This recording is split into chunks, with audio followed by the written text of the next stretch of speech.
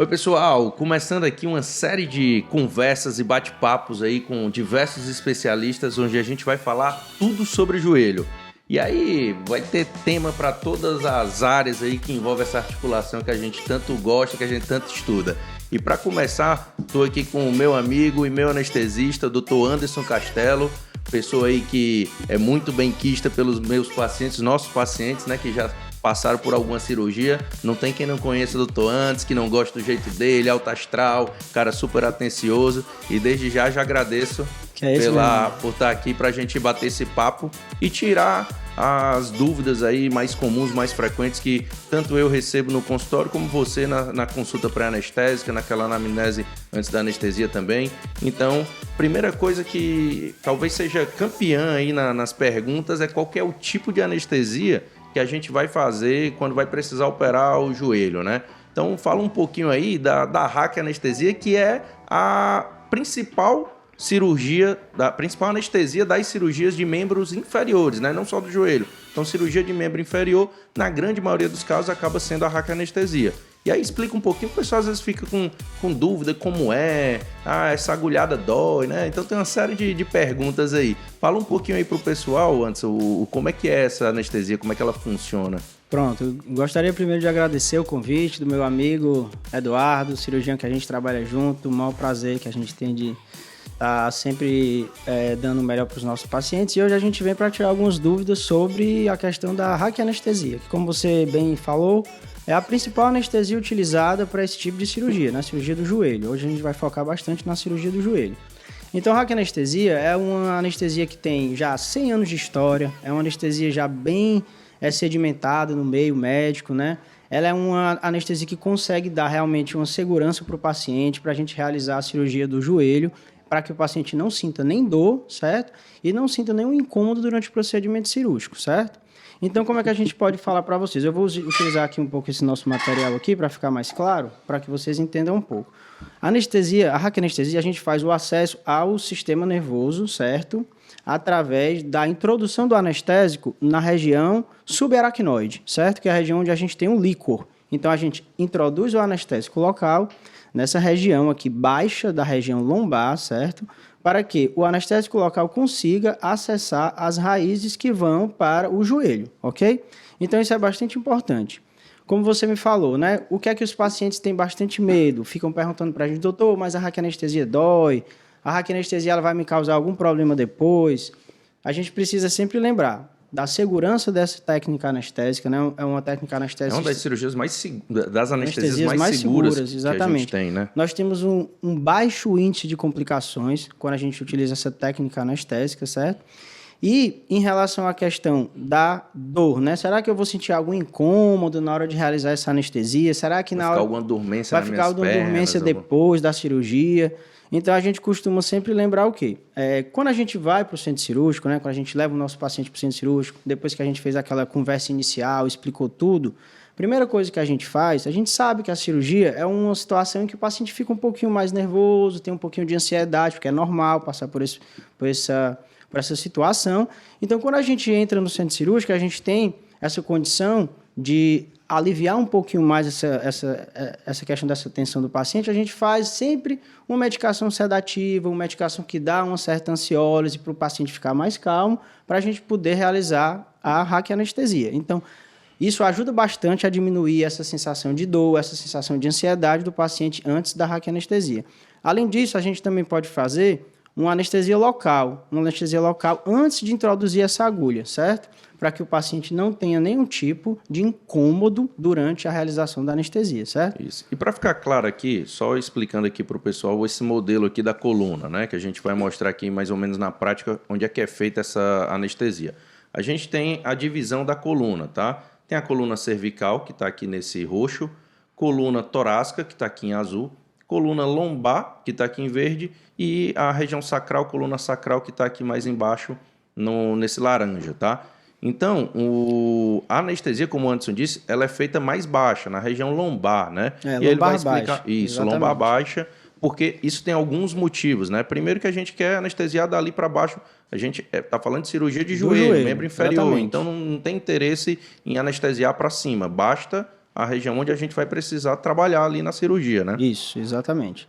Então, só para a gente deixar um pouco mais claro para os nossos pacientes, a nossa coluna ela é dividida, como o Eduardo comentou aqui, né? As vértebras elas estão coloridas e dentro dessa vértebra você tem um canal onde passa a medula. Só que a nossa medula ela vai só até essa região aqui, lombar mais alta, certo? Para vocês entenderem, o comecinho do verde.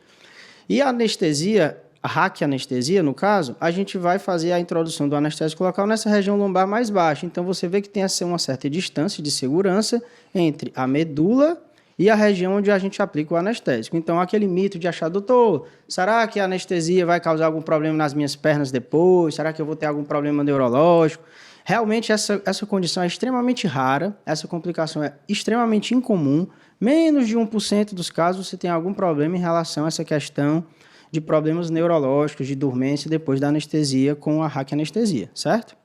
O que torna uma anestesia muito segura, como a gente já falou, né? Exatamente. Então, assim, a gente costuma indicar para a grande maioria dos nossos pacientes a raquianestesia pela segurança, pela praticidade, pela facilidade com que ela é realizada e pela capacidade de ela dar um campo cirúrgico adequado para o cirurgião realizar a cirurgia dele. Ponto muito importante. Aí, falando como cirurgião, a RAC, para a gente que vai operar o joelho, ela é muito interessante porque ela faz o bloqueio motor e sensitivo, o paciente não vai sentir dor e também não vai mexer. Exatamente. Então, a musculatura está inibida. É tanto que sempre a gente, obviamente, quando vai indicar uma cirurgia no consultório, a gente examinou no consultório e aí vou lá fazer meu teste de Lachman de gaveta anterior no consultório, é uma coisa, o joelho está frouxo. Mas quando a gente vai para o centro cirúrgico, a gente reexamina antes de começar propriamente a cirurgia, mas já depois da anestesia, a gente vê que o joelho está muito mais frouxo, né? Porque não tem mais ação da musculatura ali. Exatamente. Então, isso facilita para que a gente veja o grau da insuficiência do ligamento isolado, sem a ação da musculatura, e a gente vê como é que ficou no pós-imediato, né? No pós-operatório imediato. Depois que acabou a cirurgia, a gente testa lá, poxa, está bem firme, realmente está firme às custas do ligamento, porque a musculatura ainda está anestesiada. Então, deu tudo certo. E isso serve como um parâmetro também para a gente, tá? Então, é uma anestesia que também ajuda a cirurgia em si, né? Isso, exatamente. Então, esse é o nosso objetivo, né? A anestesia gerar realmente uma situação para que o cirurgião possa realizar o procedimento cirúrgico da forma mais segura e mais eficiente possível, ok? É isso aí. Aí você falou um ponto importante. A gente costuma indicar, né, para a grande maioria das cirurgias de joelho. Mas quando é que a gente contraindica? Quando é que o paciente não pode fazer uma RAC e aí a gente tem que ver, né? Você, no caso, tem que ver outra opção de anestesia. Isso é interessante. Como medicina, né, a gente sempre tem que avaliar cada caso individualmente. Os pacientes eles precisam ser avaliados pela nossa equipe, então sempre o doutor Eduardo junto comigo. A gente faz um acompanhamento perioperatório, faz a realização das consultas pré-cirúrgicas, né? Depois tem um procedimento e no pós-operatório a gente também continua com todo esse cuidado com os nossos pacientes. Então, cada paciente tem, sim, a sua peculiaridade, né? Então, alguns pacientes não é interessante que seja feita a raquianestesia, são as contraindicações, né? Quais são as principais? Às vezes o paciente tem alguma infecção de pele no local onde a gente vai fazer a introdução da agulha, então isso aí a gente contraindica. Alguns pacientes têm alguns problemas cardiológicos graves, neurológicos graves, que também a gente tem que avaliar antes da cirurgia para avaliar se realmente a raquianestesia cabe nesse caso. E a outra situação bastante comum são pacientes que utilizam medicações anticoagulantes, né, que tem algum problema na coagulação, né? Então, no caso, você tem que ter a avaliação feita pré-operatória pelo doutor Eduardo, por mim, para pedir algum exame, para checar essa parte da coagulação, se está tomando algum remédio que altera o sangue, afina o sangue. Então, tudo isso é importante. Dependendo do remédio, até o tempo de suspensão desse remédio para a cirurgia, ele é diferente. A gente tem que programar melhor essa anestesia e programar melhor o tempo da cirurgia, dependendo das medicações que o paciente utiliza. Isso. Então, isso é interessante. Então, assim, a maioria dos pacientes, a raquianestesia é uma anestesia muito interessante, mas alguns pacientes a gente precisa ser mais específico, avaliar melhor cada caso para poder dar a melhor técnica para aquele nosso paciente. Ótimo, excelente, Anderson. Outro ponto que os pacientes costumam perguntar ou já viram alguma história, né, é a questão da cefaleia pós-RAC, né? A gente sabe que não é uma coisa rara, mas também não é tão frequente, mas tem um outro paciente que acaba tendo aquela dor de cabeça após a raquianestesia, né?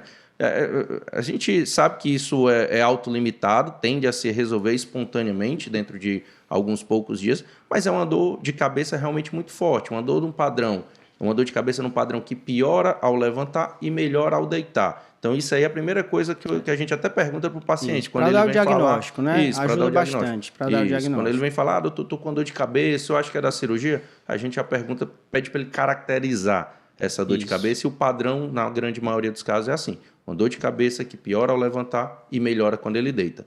E aí, como é que é isso aí, Anderson? O que é essa cefaleia pós-hack aí, para o pessoal entender? E como é que a gente faz para resolver isso, né? Vou tentar explicar de uma forma bem simples, né, certo, para os pacientes, mas assim, a cefaleia pós-hack, ela acontece por quê? Porque quando nós realizamos a anestesia, a hack, nós fazemos um pequeno furo nessa região aqui da coluna, como a gente explicou, na região lombar baixa, onde você faz um microfuro, certo, na dura mater, que é uma meninge que recobre essa região aqui da coluna, e você tem o líquor, que é onde nós colocamos o anestésico local, ele acaba que vaza um pouquinho através desse orifício que a gente faz com a agulha. Mesmo sendo bem fina essa agulha, pode sim, em alguns pacientes, sair um pouquinho de líquido através desse pequeno orifício que foi criado pela passagem da agulha.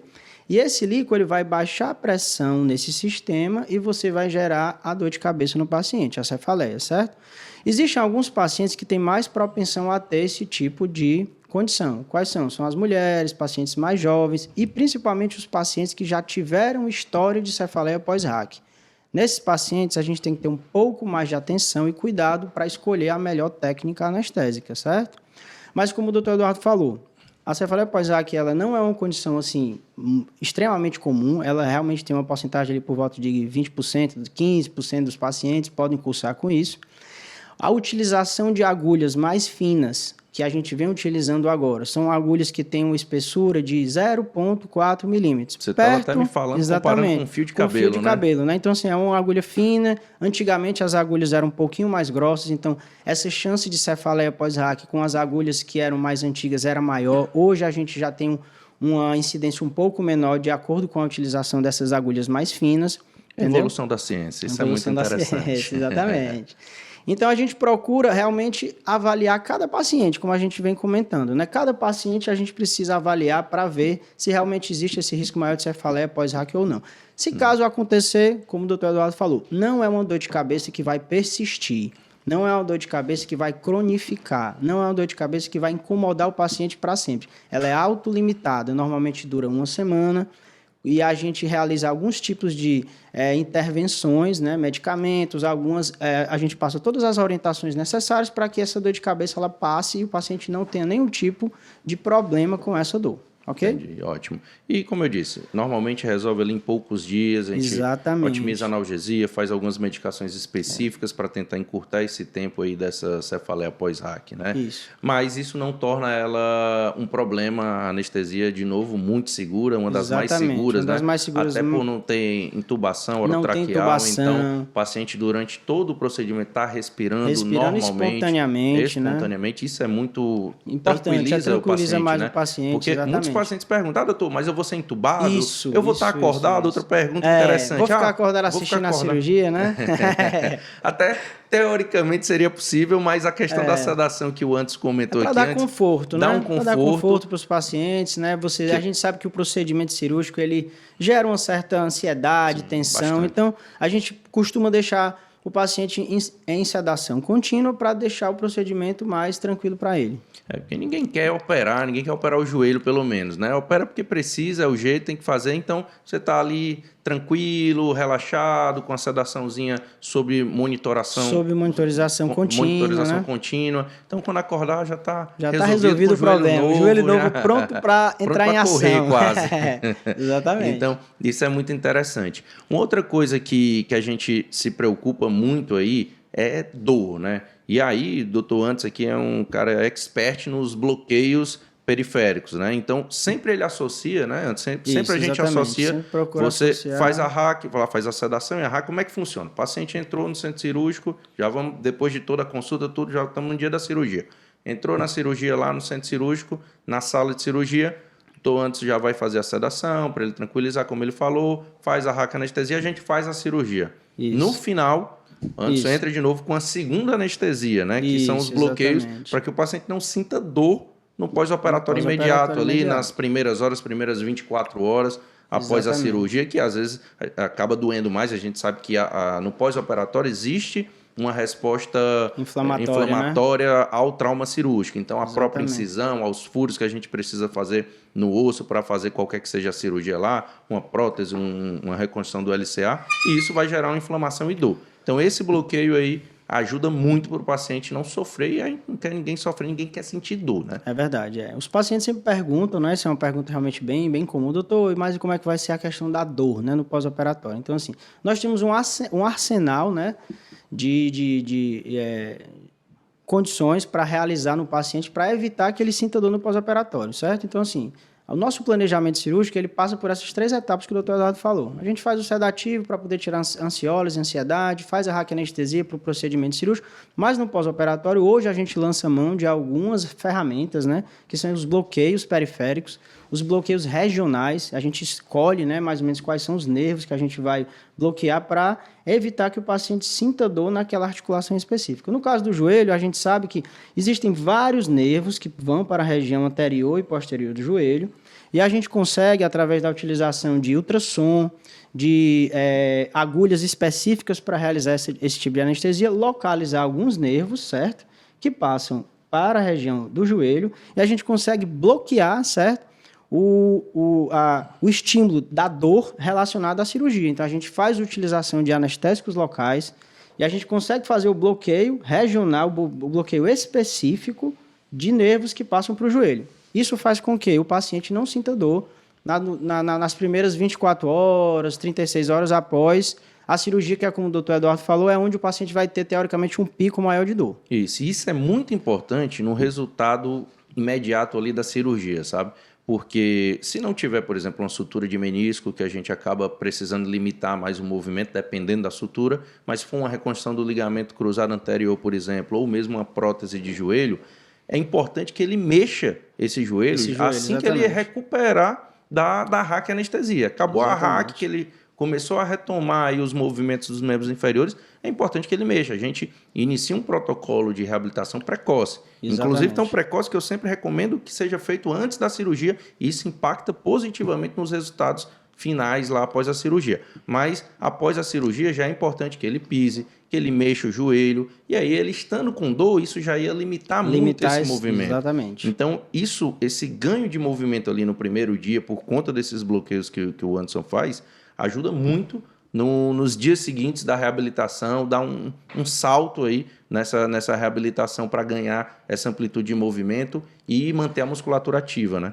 Pronto, então, só para complementar, como ele falou, isso vai fazer com que o paciente não sinta dor, né? Mas ele vai manter, certo, a capacidade muscular de mexer a perna, isso. Só que sem dor, que é o que a gente tem, ele que é o nosso objetivo, isso, né? Ele vai estar sentindo uma dormência, uma né? dormência, assim, exatamente. Eu sempre até explico isso para o paciente. Quando eu vou lá dar alta do paciente, eu pego numa perna, pego na outra. Você está vendo que está diferente? Ele é mesmo, doutor. Às vezes ele está mexendo e nem prestou tanta atenção, mas sente uma coisa diferente, ele acha que é só da hack ainda, enfim. Aí eu pego, na perna não operada, que não foi feito o bloqueio, não precisa, não mexeu. Exatamente. Ele já está sentindo sensibilidade normal. Na outra, na perna operada, ele sente uma sensação de... Eles descrevem muito como uma espécie de formigamento, um peso na perna. É diferente, doutor, eu sinto que o senhor pegou aí, mas não está igual a outra. Então, isso é o bloqueio regional que o doutor Anderson faz isso, para que ele sinta menos dor. Mas, como antes disse, ele vai poder mexer, vai poder andar. Bloqueio não é motor.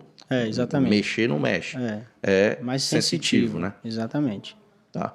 E uma coisa interessante, antes, até recente, um paciente me perguntou, para mim, assim, seria, eu acho que é uma das coisas mais chatas de qualquer cirurgia, que é o jejum. Você ficar sem comer, sem beber nada, nem água. E aí um paciente recente agora estava me perguntando, doutor, mas precisa desse jejum? Dá para começar um pouquinho não, para poder não ficar passando mal aqui até a hora da cirurgia, doutor? Pronto. E aí uma coisa importante da gente explicar, por que a gente pede, orienta, né, esse jejum, e ele é importante para a segurança da cirurgia, né? Por que é esse jejum aí antes? Isso, exatamente. Então, assim, mais um tema importante, né? A gente sempre orienta os pacientes, conversa antes da cirurgia, passa todas as orientações. É importante que os pacientes saibam, né? Essa orientação tem que ser passada pela equipe médica, né? Não vão pegar orientações de pessoas que vocês não conhecem, não confiam, porque isso é extremamente importante para a segurança do procedimento, né? Então, por que a gente pede para os pacientes ficarem em jejum? Porque nós vamos fazer uma sedação durante o procedimento, né? E essa sedação, ela vai abolir os mecanismos de proteção que nós temos para se engasgar, certo? Então, assim, quando você faz anestesia, você tem uma maior probabilidade de se engasgar, porque o alimento que estava no estômago, ele tem uma facilidade de passar para os pulmões. Então, você pode ter o risco de ter alguma complicação pulmonar por causa disso. Então, assim, a sedação é importante para o procedimento, como a gente já falou, e se o paciente tiver algum tipo de alimento no estômago, existe essa chance, né, de o paciente regurgitar o alimento, certo? Por isso tem que estar com o bucho vazio, exatamente, barriga vazia, né?